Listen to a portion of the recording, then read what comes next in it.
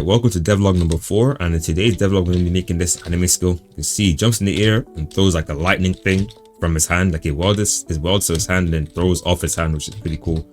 And then it does like impact frames, does like a crater, and the actual VFX plays as well. So let me show you what I mean. So I'm just make the tween a little bit longer so you can actually see what I mean. So if I make the tween 5 seconds, you can see it shoots down. The ball actually comes off the character's hand, touches the ground, does the VFX, all that kind of stuff. Okay, so like the first thing we always do is always play the animation. Obviously we got some of the services, you know, debris, tween service, etc., stuff that we're gonna need. And then we got the animation. We load the animation. Now we're playing the animation. So I press it. Ignore the name of the files, by the way. I was trying to change it to something else. So yeah, it does the animation. Really cool animation. Bear in mind I did not make the animation or the VFX. I got it from open source.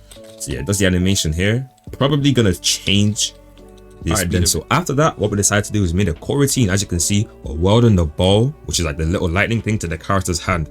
So you can see here we did mode 6D, welded it to the character's right arm. So now when it does the animation, bear in mind I did a task start wait of 0.15 seconds, which makes it so like it doesn't spawn instantly as the character is jumping. Because if you guys watch the animation, the character jumps up first. So I'm waiting for the character to actually jump up before I spawn it. So he does a little jump, and as he's jumping, it spawns and it's welded to the character's hand. But since I want this specific ball that's in the hand to actually get shot out, what I end up doing is, as you can see, I decided to add this line of code, which is just a task of delay, which changed it to anchored, and it destroys the weld. So now, after like about a second, you can see here, it shoots out, and then this is like no longer welded to the character's hand. This way, I can actually shoot the ray and make it move, because I remember I struggled for like an hour trying to figure out what the issue with this script was when I was making it before, and I forgot to realize that I had that the skill welded to the character's arm, so it just wouldn't move. So yeah, make sure you weld it, or you could make like a copy or clone or something, which I probably should have done, but I decided to do it this way anyway. You can see it shoots it out and then it unwelds to the character's hand, so you can actually make it move, etc. So now, yeah, let's move on. All right, so the next thing that we added was some body position. So essentially what this is doing is we're just looping through the humanoid repart, destroying any body position inside of it, and then we're setting a ray to shoot 50 studs into the air from the humanoid repart C-frame. So it's looking directly up, shoots 50 up, and then depending on where it landed, the character will basically move there. So we did a body position power of 7,000, and yeah, it's just some body position stuff. So now this way, when we press the skill, it makes us go into the air.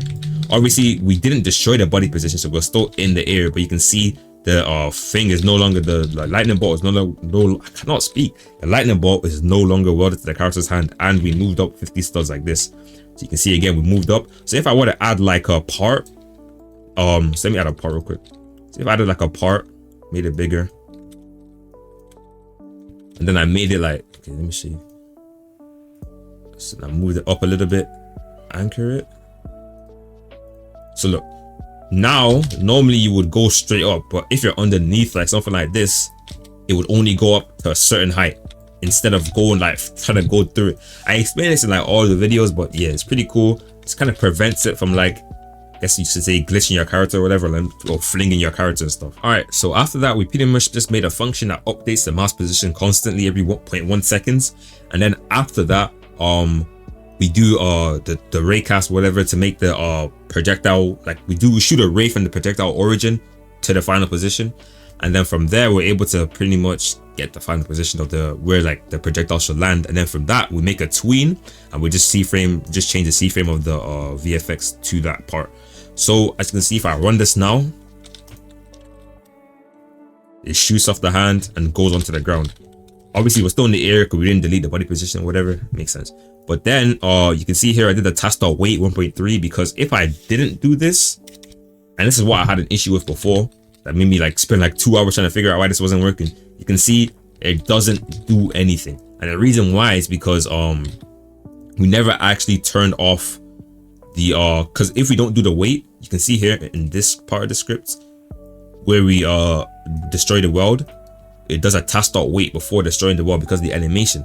That way adding a task start wait here, I cannot explain for shit. Adding a task start wait here pretty much makes it so it's guaranteeing that the weld is no longer in existence before trying to tween it. because the issue I was having before was that it was trying to tween it whilst it was water to the character's hand, so it just wasn't doing anything. But this way, it's making sure we wait a little bit and then we tween it, basically confirming that the waters have been destroyed, allowing you to like shoot out this ball, kind of like that. And then let's move on to the last part of the skill. All right, so as you can see, after that we did tween.completed. So whenever the tween is completed, we made the animation a little bit slower. The reason why I did that is so that, because that part of the animation is like when he's throwing it, so I wanted it to be a little bit slower, so actually like you can see the full thing. Then we added the camera shake, the color correction and whatnot, and then we made a clone of the VFX and we put that there, and we added the rocks and whatnot, which made it look like this now, which is what you guys were seeing at the start of the video. It was pretty simple to make, I'm not gonna lie, and I definitely learned like a lot doing this, because like the mouse position updating, I don't know if this is like if the way I did it was like the right way or a good way, but I mean it works, so definitely gonna keep doing it. But if you guys know like a better way to like get the mouse position without like, you know what I'm saying, just let me know in the comments. So yeah, it's a pretty cool skill, I'm not gonna lie to you. It didn't take too long to make, apart from the fact that I was stuck and had that error for like 2 hours just to realize that the flipping part was water to my character, but we don't talk about that.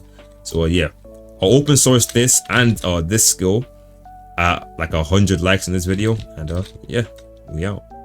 背が背中割ってしつくは糸伝ってゲット目を覚ましてよゲットもう間もなく願いを文字に起こした血潮に乗ってその身にまとった黒曇りなく全てを振り払うようにサイレンは裏らの演奏エセくて遅れですよ近々なんか見えない絆なんて